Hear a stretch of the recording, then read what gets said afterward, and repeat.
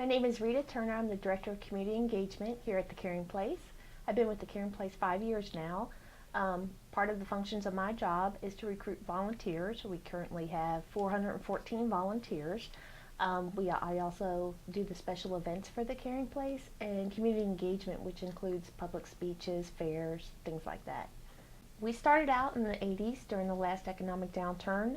We had a lot of people coming to Texas looking for help, and they were going to all our churches. So our churches came together through the ministerial line, said we need one centralized place where people can come for help. So they built the Caring Place. We started out, we had a building that was given to us, which was an old slaughterhouse over on 8th Street. Didn't have air conditioning or anything like that. We had 3 bags of clothes. We had $17 in our drawer, and we just had the want to help people. And so today we have grown now.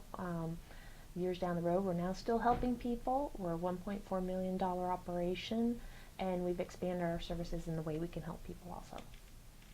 When the Caring Place first started, we were only seeing a couple hundred families a year in the beginning. Now we're seeing up to direct financial, that's where they're getting the rent, utilities and stuff, 2,800 families, which totals into 7,000 lives touched a year. And then through our food pantry program, last year we helped out 1,405 families, 14,500 families, which actually equates to almost 47,000 lives touched through our food pantry alone. When a family comes in, what's neat about the Caring Place is we help people in financial crisis. We don't go by income level, we go by the crisis. So families have to come in and bring proof of crisis. We look over their paperwork, and then we see how we can help them. We can help with rent and utilities once a year. We also have a medical program, so we can help with prescription drug care. We can help with the teeth, with dental, things like that. We also have medical equipment we can rent out to them, or let them have. We don't rent it out to them. But what's neat about that is we have a lot of seniors right now that are suffering, due to when they fall into the Medicare donut hole. So we can step in and help with that. We also have a feeding program here. We actually have many feeding programs. On top of that, we also look at different, what's nice about here is we are not federally funded. So maybe you don't need help with rent or utilities, but maybe you need help with the copay so your child can have surgery, or maybe you need help with transportation so you can get back and forth to your job. So we are able to look at other circumstances, and we can come in and help with those other circumstances. Families also qualify to get $50 vouchers for our store per family member per year. So they're given a credit card where they go out into our store, they can shop for the necessities they need, shoes, clothing, things like that, and then they just hand our cashiers a credit card so no one knows that they're one of our client families. We do have a large thrift store, over 7,000, well, I can't say the square footage because I'm not sure on that one because we just expanded. Anyway, we have a large thrift store, and so people in the community donate to our thrift store. And the thrift store works in multiple ways. For one, families can come in and get vouchered items, so they don't have to pay for them if they need it, the couch or refrigerator, things like that. Then our community comes in and shops in our store.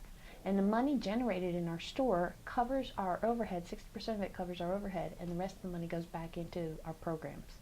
So when we get a donation here at the Caring Place, 100% goes to helping our families in crisis. We expanded our Fabulous Finds store about 2 years ago, in 2011. We added a boutique, which we had a boutique, but we just expanded it. Then we also added a store called Refines, which is an antique store. And then we also added Outdoors and More. So we have the stores of Fabulous Finds, which includes all these different stores.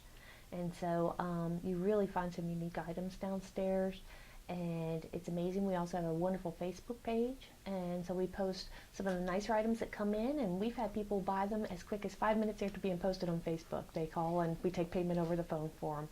So, and that really helps the Caring Place so we can fund our programs, and that's what it's all about. Where we see the needs for the future is our SOAR program.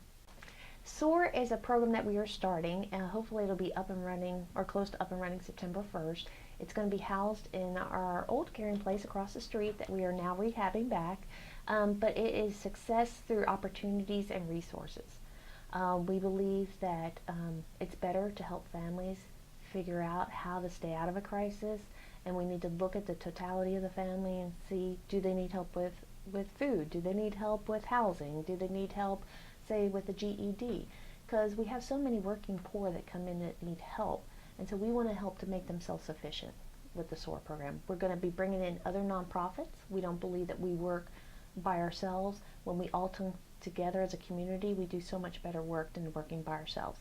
So we're inviting other nonprofits to be housed in our building and to help families to reach their ultimate potential. We have a lot of our families that come here that are working poor. They're working here in town, and they're either working part-time because the company won't hire them full-time, or they're making maybe only $12 an hour, but their insurance is costing them $500 a month. So we are taking those families, the working poor, and we're enrolling them into our SOAR program. So we think that, you know, it takes everybody in town to help our families out. So we're hopefully going to house other nonprofits over at our building.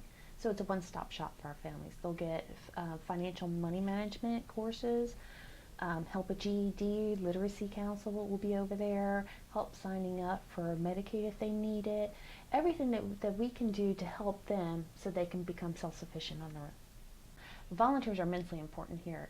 We have 13 paid staff, but then we have 414 volunteers.